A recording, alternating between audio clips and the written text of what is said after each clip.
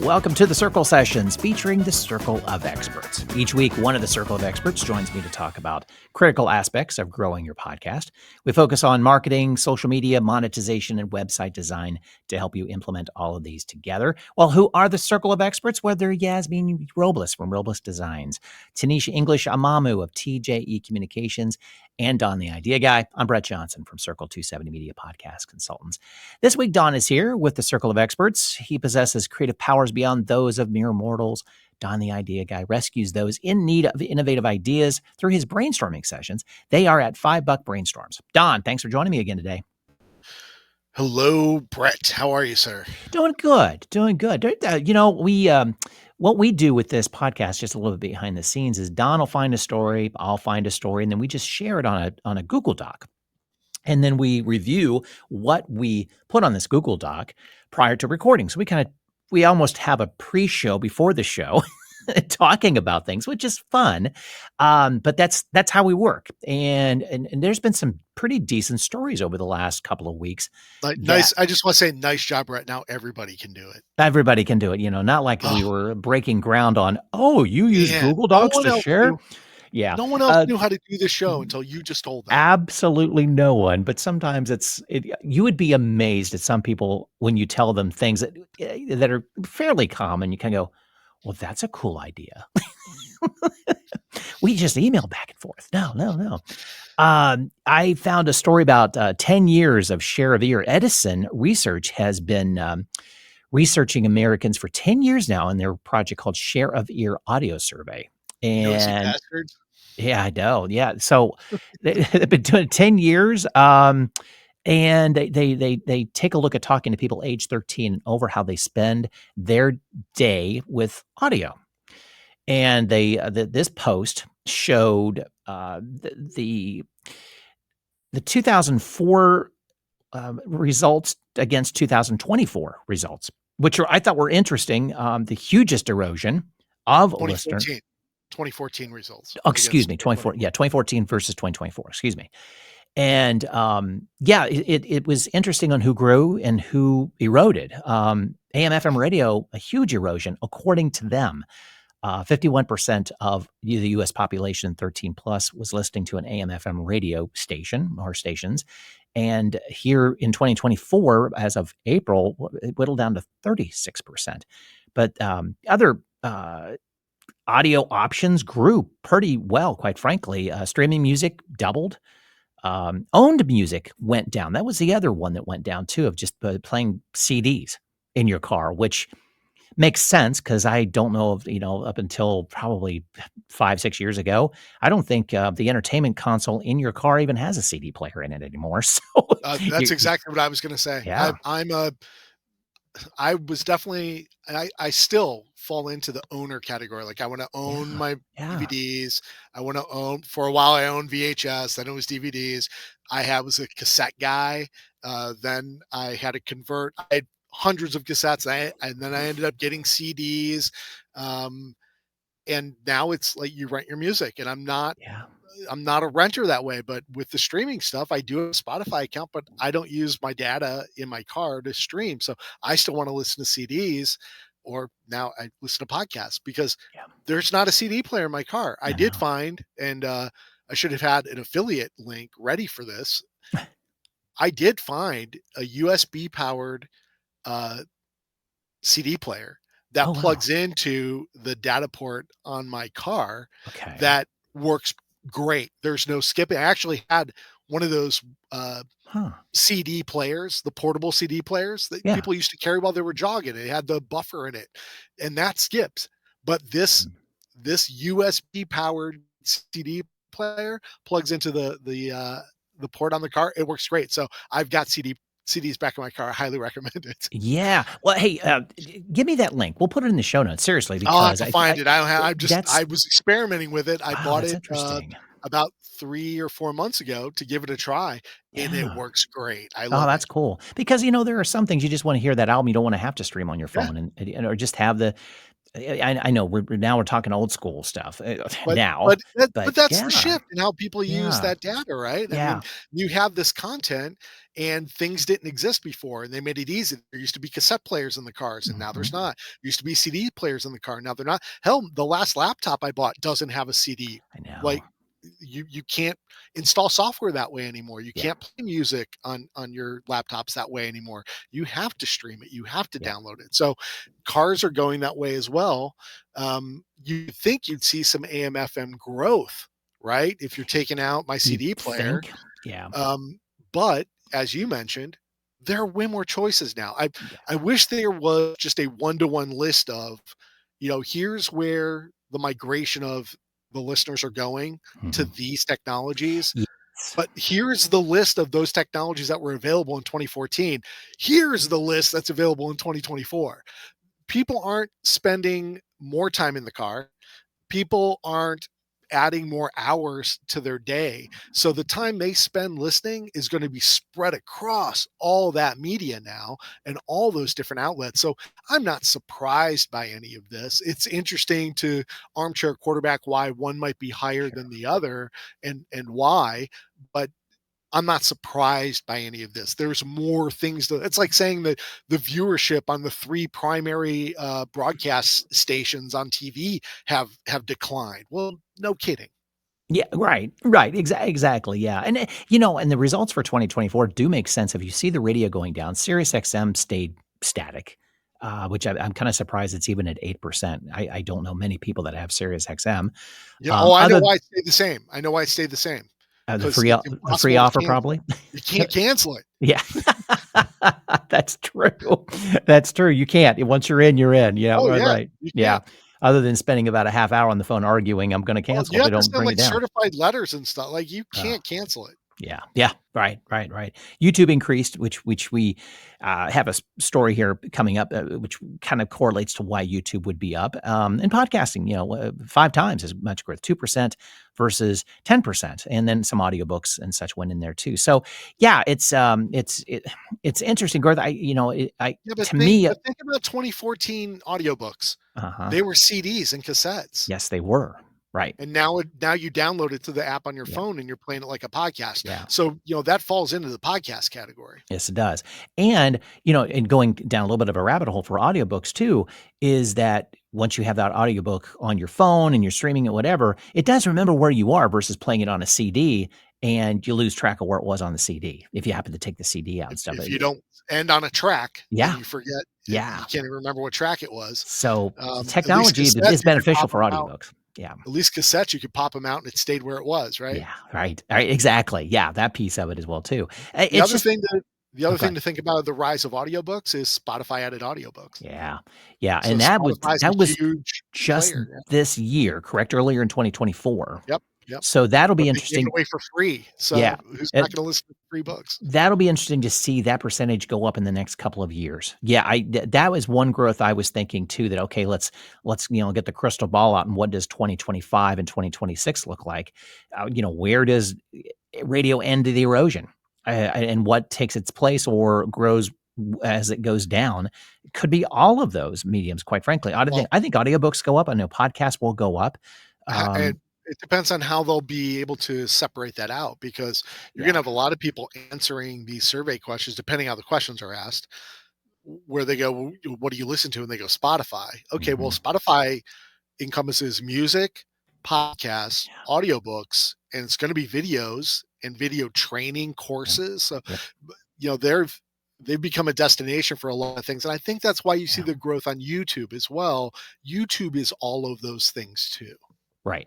Right. Yeah, exactly. Yeah, exactly. Yeah.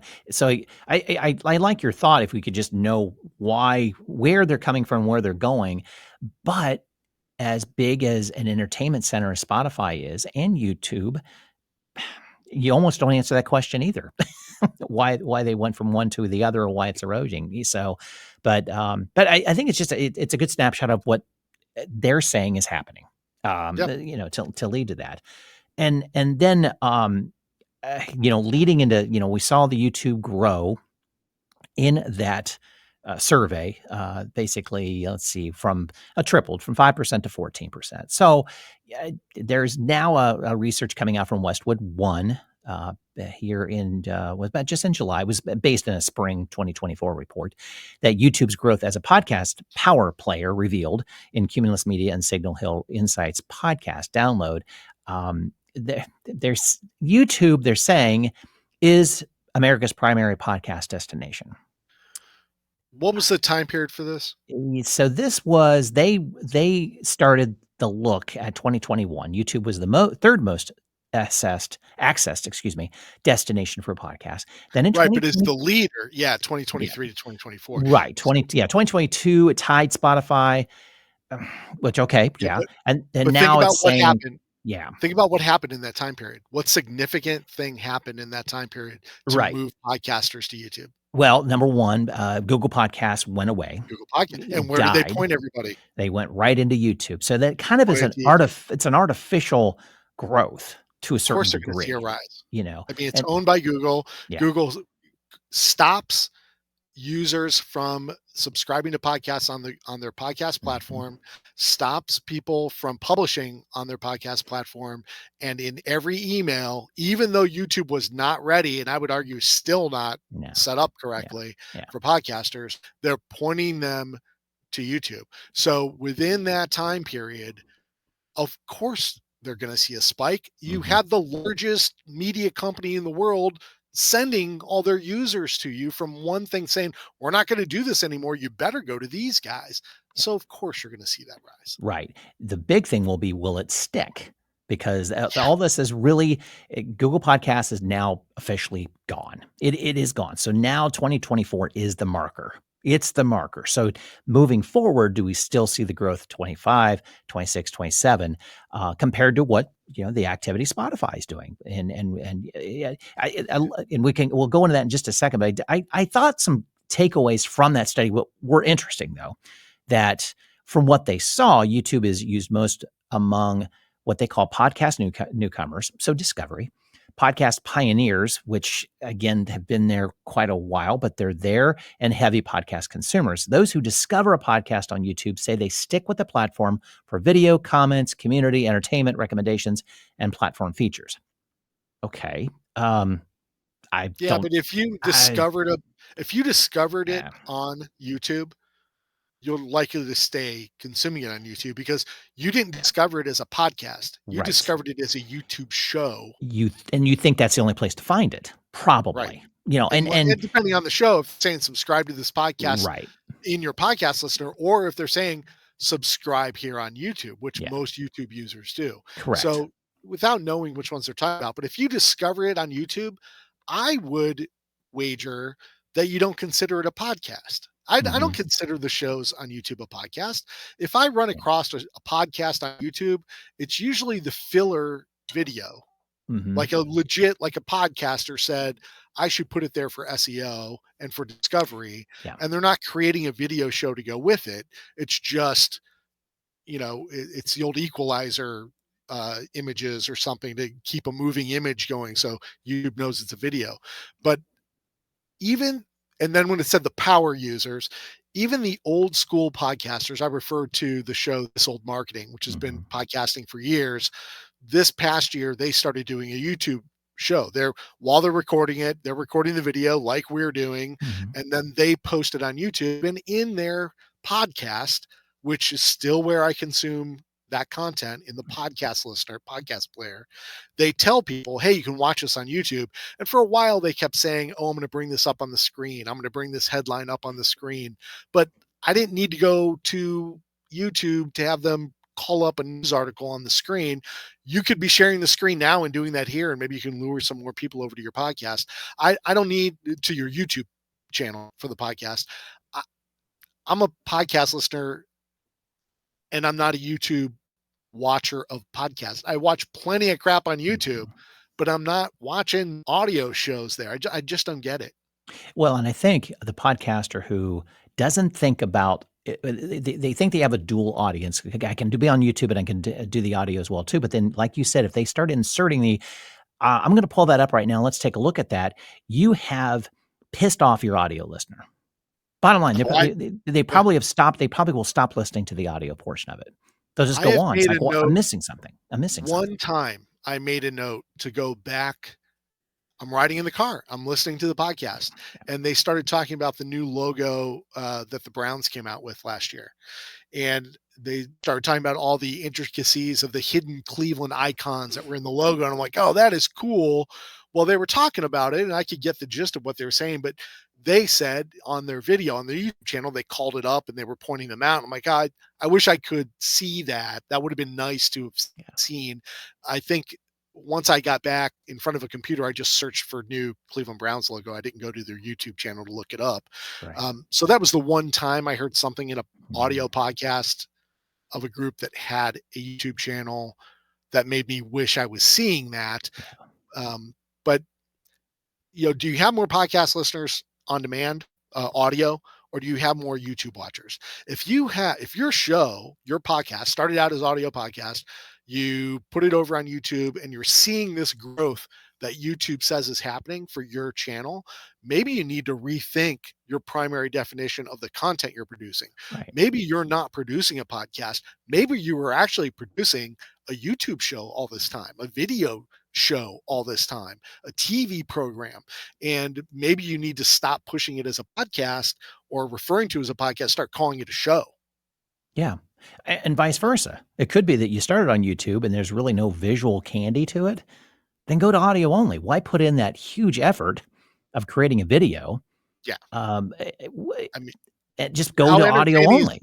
how Yeah. entertaining is watching the talking heads. There's a reason I don't use a fake background when I do my interviews. Mhm. I have the noisy messiness of my background.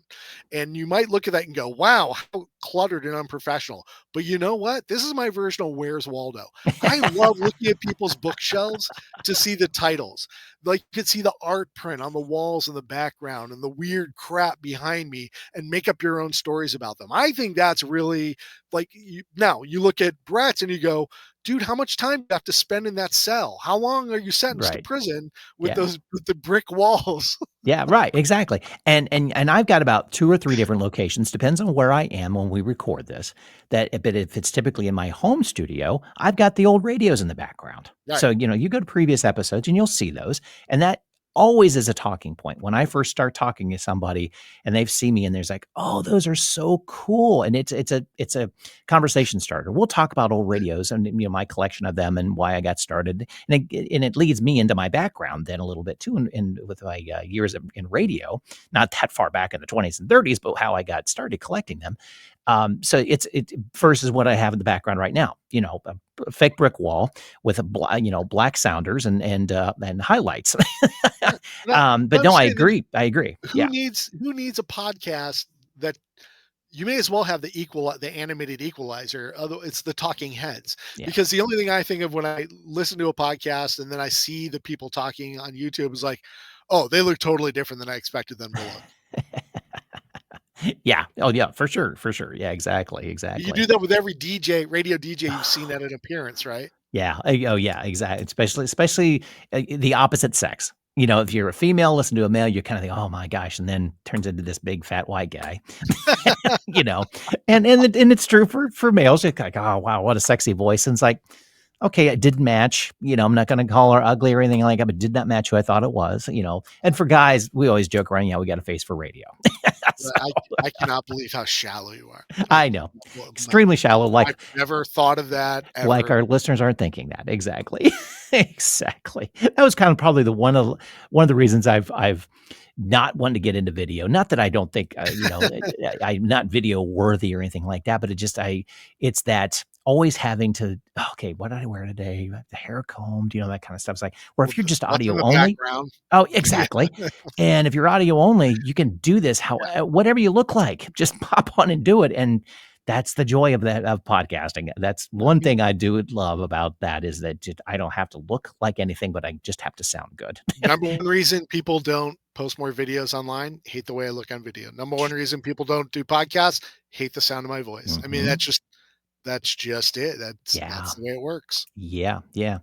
So let's get into this is a Spotify. Is there they are. nothing else you want to hit on YouTube? Anything I don't else? think so. No, not Okay. really. I mean, there's a breakdown in regards to how newcomers use and such. But you know what? I mean, it comes down to, I think, yeah. Let's to finish that off. I apologize. So No, watching it's and only listening. because I wanna make fun of it some more because Yeah, there's one bullet point on here that literally says, "Watching and listening to podcasts are equally favored." favorite, right? They're not. No, they're No, not. Like, no, they're not. who are No, the they're not. 30 YouTube users that you profiled for this survey? There's Yeah, no way. This stuff is so YouTube centric that it makes you doubt everything, it, everything it, else in it. and that's true. They're not No, equally favored. If no, they were equally favored, there'd be a gigantic podcast channel on YouTube, and there isn't. You still right. got to search for your podcast channels. So they're not equally favored. If they were equally favored, then Google Podcasts never would have gone away, or there would be a YouTube podcast app. There's not. So Yeah, that's wrong. yeah. Um, And those YouTube who, dominates the association as a platform where podcasts can be watched and heard. Okay, for another 6 months because Spotify's rolling that out, mhm, and there's by their own surveys, podcast Spotify's the number one place for people to listen to podcasts. So by that virtue, they'll probably be the number one place for people to watch podcasts. yeah, I think that's I think that's why YouTube released this survey. I think so too. Yeah, or at least funded It's a it through pre somebody else. it's a Help them out to preemptive do it. strike. It's a Yeah. preemptive strike to Spotify's emergence as a video platform. Right. And there's got to be a little bit of shaky, a little bit of concern on the Google part, I would think, via YouTube, the YouTube piece of it, because they're such a behemoth. I mean, they've got so many moving parts where Spotify is just Spotify. They are what they are. Uh, They're not a search engine, though. Do you know what I mean? well, They're an it's not like entertainment they're not center. trying. Yeah. They Well, are, but all the things that people go to YouTube was the number one place people go to look at music videos, yeah. right? Yes. Right. So Yeah. think about what Spotify's doing. The first thing they're doing is adding the music Yeah. videos. Yeah. Yeah. So now it's music because you used to even go to YouTube to listen to music on demand Hmm. because you could find the music you wanted on demand. Because yeah, MTV was dying. Before Spotify. Well, and Right. MTV was radio. It was Yeah. programmed. You Right. couldn't listen to what you wanted to. Right. So you'd go to YouTube to find music that you wanted to listen to on demand. They cracked down on the copyright and the licensing laws on YouTube.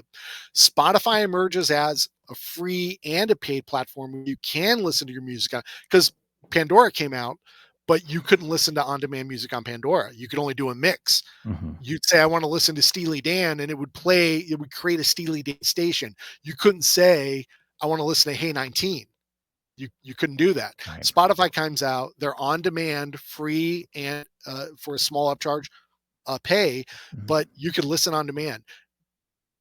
So that steals YouTube's. Then it's now we're going to do videos. That takes away from YouTube. Mhm. Now it's, oh, we're going to put shows and training videos on here. Well, where do all the entrepreneurs upload their online training course videos? It's YouTube. That's going to go to Spotify. So I think Spotify is hurting YouTube more than YouTube will admit. And this is a preemptive strike about that. Now, I'm not going to Yeah. say I'm a Spotify fan because you're going to cover Spotify's article next, and I'm going to rip on them. Yeah. Yeah, right. Equal opportunity. E exactly. Well, Coverage. yeah, so Spotify, uh, is going to allow their listeners to get their say as Spotify adds new comment features on its app. So they're introducing comments on podcasts for listener feedback and interaction with creators. We kind of talked about this in a previous episode. I got to dig it up, which one it is in regards to the opportunity to interact with your listeners, different ways to do it. And I like and I applaud Spotify for adding this in. Now it's from what I am gathering, it's if you go on, you make a comment on Spotify, it doesn't automatically publish. As the producer, as the podcaster, you see the comment, you get to interact, and I think you have the option to publish that comment. So it truly is a back end of interaction, but you also have to understand where your listeners are. So, Right, just because right. they're adding it doesn't mean, oh wow, I get to now I get this opportunity to talk to all my listeners. Like, take a look at your algorithm, your stats, and see where your listeners are. And I think you're going to make It's that point. Yeah. it's a portion of your audience, which Yeah. isn't a bad thing, Yeah. but it's a portion. And by Spotify's uh, listenership studies, it's a growing audience. I would think of it in terms of think about the TV shows that are out there, the TV talk shows, right? Old Jerry Springer, whatever other show is doing. This is not your son, DNA test, that kind of thing. They film in front of a live studio audience, right? So you can hear the audience applauding. They can ask the audience a question and they can clap or raise their hands to answer polling questions of only the people who are in the studio audience. Right. So think about Spotify. If your podcast is hosted by Spotify and you want to take advantage of these polls and the Q&A and the commenting, keep in mind that this is the Spotify studio audience. If you're listening to your podcast on Spotify, you can participate in our poll. Couple of good things come out of this. One, you're talking to one base group of your audience, which is always great. You know that audience has one thing in common. They're Spotify users. So what else does that knowledge make possible for you in marketing your podcast and finding sponsors for your podcast? Two, Spotify gets something out of it, because if you decide to use that tool and you say you can take part in our Q&A, but you have to be listening to us on Spotify, you just sent people in your audience to become listeners on Spotify. So Spotify loves that, because they may get more users out of it. Hey, if I participate in the show this way with this one, maybe I should subscribe to more of the podcasts I listen to on this platform instead. And then your other listeners are the people who are watching on network television, or they DVR'd it and they're watching it back, watching it later. So I don't think it's a bad thing. Just keep in mind that it's a very specific thing, and come up with ways to use it to your advantage. Right. And a great opportunity to learn more about your Spotify users as well, too.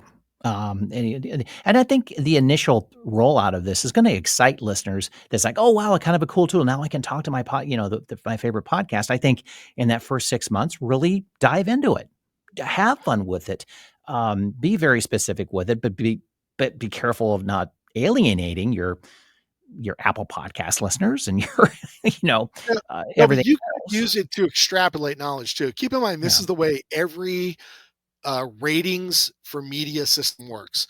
They don't interview every person who listens to a radio station, or everybody who watches TV, or everybody who reads a publication, ask them which one is their favorite.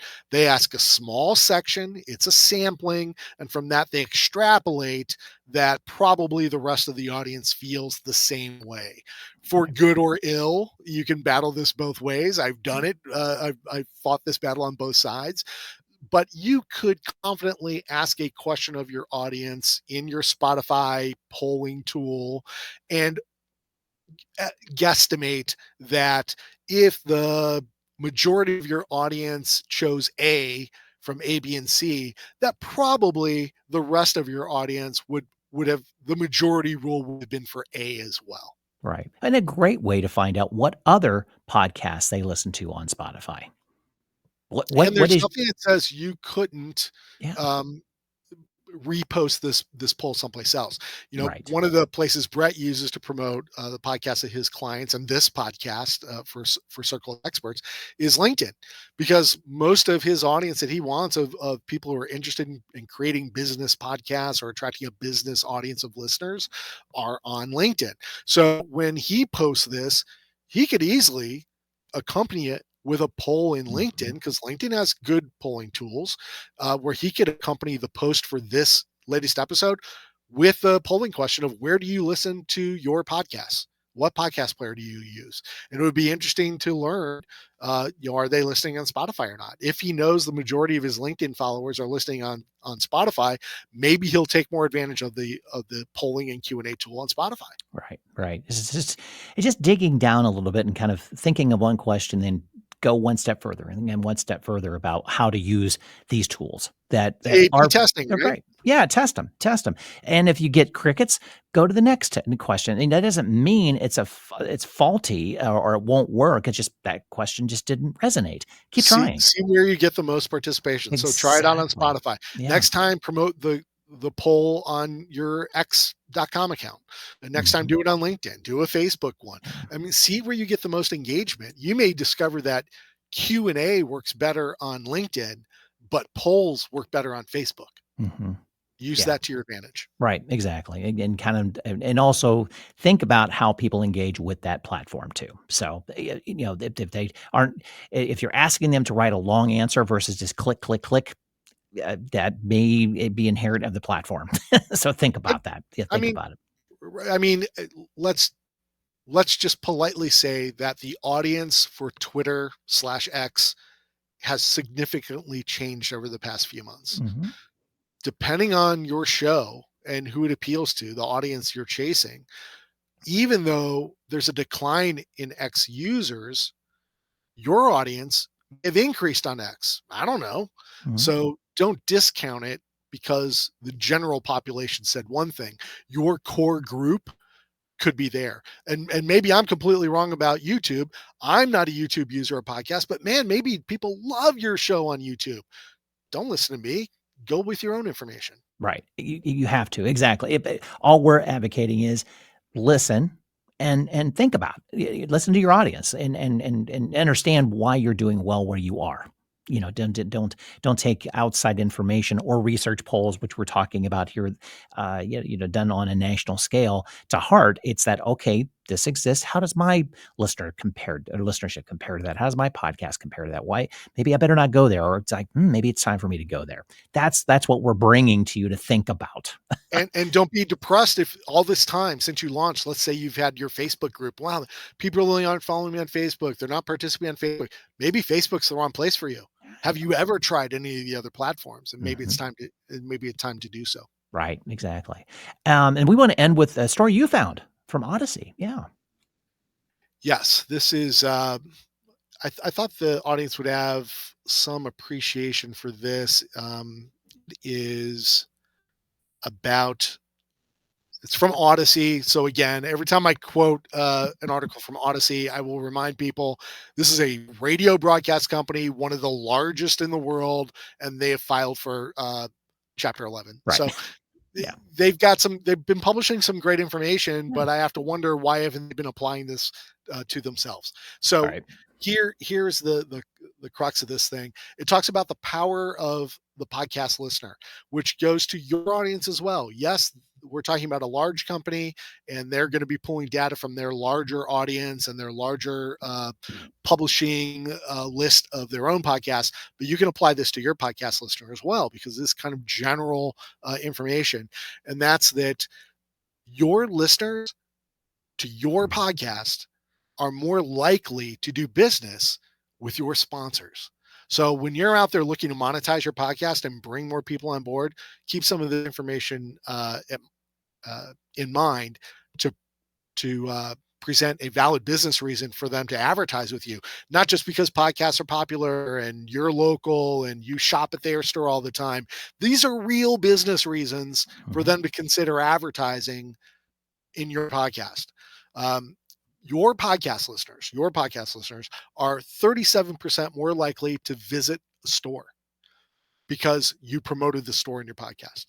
They're 40% more likely to visit an advertiser's website because you're talking about it in your podcast episode. And they're 49% more likely to believe a podcast host, to believe you as a host when you're using their products yourself and they're advertising in your podcast. For you to be able to do a promotional spot in your programming that talks about how you love this water bottle, and man, you can buy this water bottle at such and such company and you've had it for 6 months. And the reason you went after them to be an advertiser was because you love this water bottle so much. Think about the power that holds and the fact that you've increased the likelihood that they'll go buy it, that they'll visit the store, come into the store, that they'll visit the website, and how could they not advertise? So if they're just thinking about any other advertising, I buy an ad in the weekly penny saver, or I send out postcards.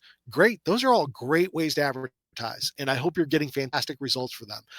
If you are getting great results, think about that you could get 40% more people visiting your website if you advertise with me than just sending out a postcard. Yeah. Yeah. Whoa.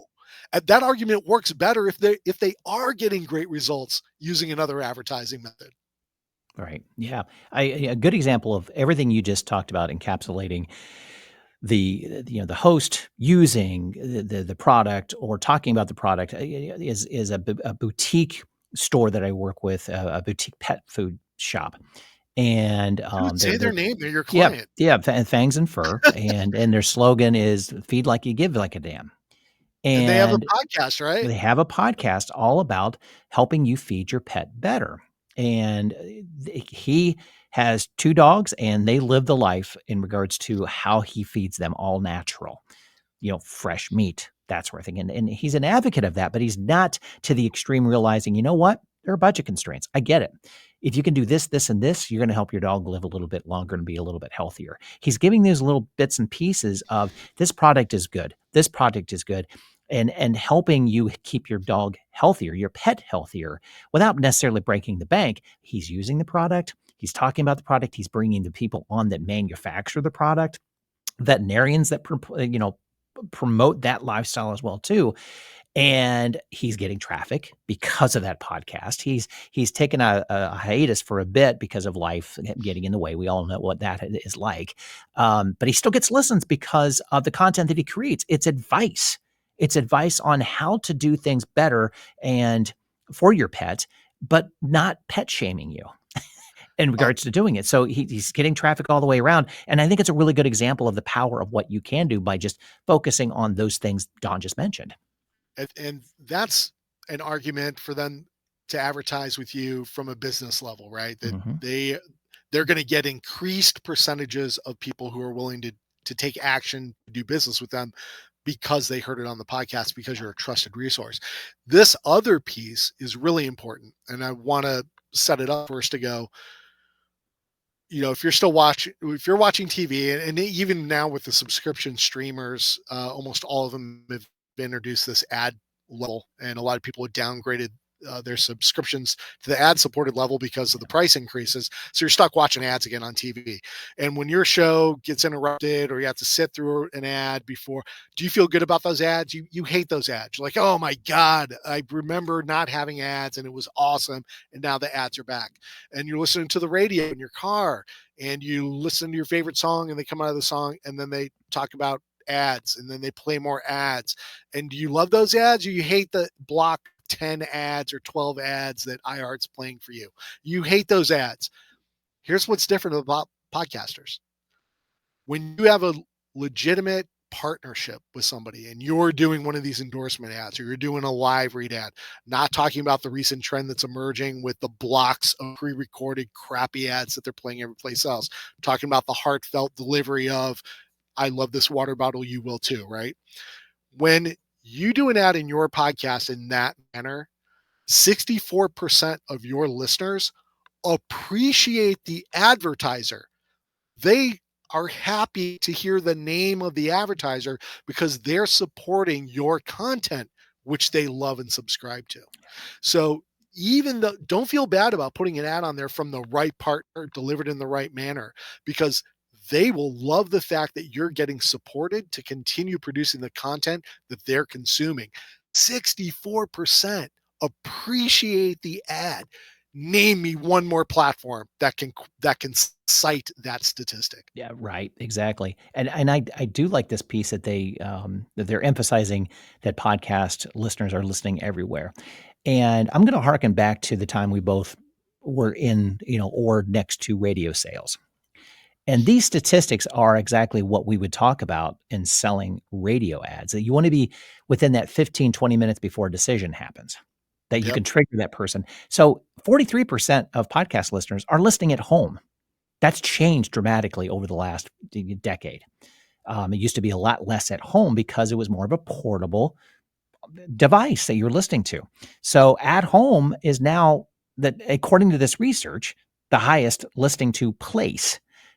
Second is in the car, the public transport, just like we talked about, or typically we always talk about. And then at work, one out of four of us listen to podcasts at work. So you are near a computer. You're near some type of transportation to activate somebody to do something. Yeah, Yeah. with those stats. It's Yeah, I that's mean, pretty neat. radio's big push was you could literally play an ad as somebody was pulling into a parking lot. Yeah. And, well, you know, I'm out shopping for groceries now, and I just heard a great ad for something that's on sale that I'm shopping for, and that could control my destination where I'm going. So podcasts have that ability as well. Now Yeah, with podcasts, you have a little less control over when it gets listened to sure. because it is on demand, right? But you can also use that to your advantage because there are things you know about podcast listeners. They're usually doing something else while that's happening. So the Mhm. at home, the fact at homes rank so high, I would wager that those listening numbers are happening while somebody's doing the dishes, somebody's cleaning the house, somebody's mowing the lawn, they're working on their car in the garage. It's those kinds of other activities. So that same kind of thing could happen. You know, I'm out mowing the lawn and I'm hearing an ad for things you need to do this weekend. Think about the use cases. That's why it's important to listen to the statistics, right? Take Mhm. the statistics that you think you can use and use them, apply them. If you've got a gardening podcast, well, you know, let's use Brett's customer's example. If you've got a pet care podcast and you know that people listen to podcasts while they're out walking the dog, that's who I'd be talking to. Mhm. Hey, and you know what? That's another great thing to poll people about. Where you listen, when are you listening to this, and where are you listening to it? Because if you can come up with some kind of majority of when and where people are listening to your program, oh my goodness, you can turn that into money and sponsorships. Right, you know, it's okay, so let's go back to the things and for example of, you know, take that podcast with you while you're walking the dog. So, you've got an opportunity how long you know, we walk your dog, you know, 15, 20 minutes a day, maybe twice a day, something like that. So, Yep. know that, okay, my podcast episode needs to be probably 10, 15 minutes long, maybe, and I'm entertainment for them. Maybe I think of a daily podcast because we walk our dogs every day. Wouldn't that be awesome? It's a You big might gulp, wanna talk to him. but I know he's on a hiatus because yeah, of his time frame yeah, now, but rather than putting together the full-blown show with the yeah, interviews and stuff, what if he just did a 15-minute walk your shorties. dog podcast? Yeah. Just yeah, a walk and talk. Yeah, exactly, exactly. You know, so it's that reevaluate and think about the listener and give it a try. Again, we don't know this is solid information, but it's you're kind of connecting the dots here. Well, You that's what I know, was gonna say. You might not know that it's going to work, but when you put it together with some statistical findings, yeah, how people use the podcast, where they use them, the statistics that they're more likely to visit websites. Well, man, make sure that you're promoting a website. I want you to give my phone number. Nope. I can show you some stats that says they're 40% more likely to visit your website. Let's give them your website address. They can mhm, remember the website address real easy.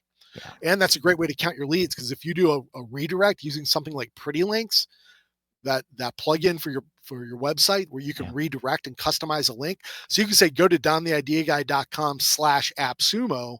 When I send that link out, now I know they went to that website through my link because I can see the stats on it. mhm, Um, this yeah, is some and good stuff. I yeah, love the application of the yeah. knowledge. Now that you know this information, what does it make possible? Right. Yeah. And we've done that too, you know, kind of one step further within the store. So now you've driven them to this store, whether you're advertising in another podcast or you have your own, we've set up a QR code in that store right there at the register. You just scan and it pops up in your phone. It's a, you know, a bit.ly link basically that shows up in the phone and gives you all these options to where you can listen to their podcast. So you're taking advantage again of them walking your store and it's trackable. It's that information in the store of where did they, you know, that of the 500 people that walked in the door today, how many times was that QR scanned, you know, sort of thing. So it's those opportunities. Think about it, and they're so simple and economical to do. Simple things. Uh, Simple, low yeah, cost things that you can try. And if it yeah, works, do more of it. If it doesn't work, yes. stop doing it. Try something Right. else. Right. There are tons of other ideas, and it's leading me into. So yeah, we threw a lot of ideas together, and here on on this episode, as we always do. But you're available for more ideas. How can you know a listener that's like, you know, Don, I really like what you're talking about. I need to Yeah, pick your we can brain some more. How can they get a hold of you? Well, I got the Don the Idea Guy name because I love brainstorming business ideas. So the best place to reach me is at dontheideaguy.com. There's a brainstorming link on the website that you can schedule your very own session where we can come up with business ideas specifically for your podcast and attracting more listeners and building more revenue. dontheideaguy.com. Yeah, and we can offer through Circle 270 Media lots of different things, but we do podcast audits. And it's a comprehensive review of your podcast designed to help you get some clarity, just like we talked about right now. Maybe it's just tweaking this, tweaking that. And Don can be a part of that as well, too. I think there's idea generations in regards to clarity on your podcast. Not So, just clarity, but one of the things I love about doing those audits is identifying opportunities. How many times have we spoken to one of your clients and we'll throw something out and go, have you thought about this? I'm like, no, I did not think about that. This would be so easy for me to do. And you're too close to it. And it's an outside perspective, yeah. looking at what you're doing and going, wow, you're chasing down all these typical kind of sponsorships. What if you created this checklist product? Wow, man, I could knock that out in a weekend and I bet you people would buy it for $5. Yeah, exactly. And that's why I think these audits are strong is because of who we bring in. Myself, Dawn, Yasmin, Tanisha, we all podcast. So you're getting a podcast audit from professionals who work and are podcasters. So they get it versus an outside going, yeah, I kind of know what a podcast is, but we'll break it down for you anyway. They may be more of in this world, but I think, looking at it from the aspect of you kind of want to work with podcasters because they get it. They get the hardships of podcasting at times and understand it's hard. This medium's hard at times, as is any medium, but it has its ups and downs. So yeah, but you can reach me at mypodcastguy.com. Don, thanks for joining me again. Always a pleasure, always fun, and you never know where the ideas are going to come from. I love the end riff there. We started applying that last set of studies. Yes, thanks.